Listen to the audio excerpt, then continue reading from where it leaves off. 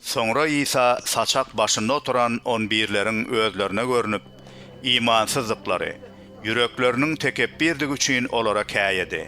Sebäbi olar onun direlendigini gören adamlara inanmandylar. İsa şägirdlerine şeýle diýdi: Bütün dünýä aýlanynda, hoş habary hemme adamlara wagt edin. İman edip çümdürlen halas bolar. Ýöne iman etmedige höküm ediler. İman edýänler şu alamatlary görkezerler. Meniň adym bilen arwah jynlary gowy çykararlar. Täze dillerde geplerler. Elleri bilen yılan tutsalar da, zäher iştelerde olara zeper yetmez.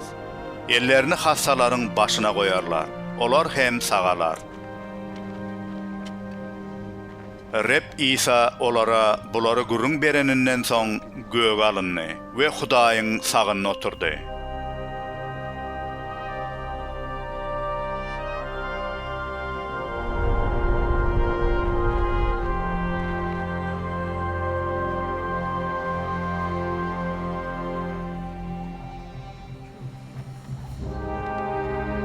Onsoň şägirdler gidip, hoş habary hemme ýerde wagt etdiler. Reb olar bilen işläp, amala aşan gudratly alamatlar arkaly öz sözüni tasdiklaýardy.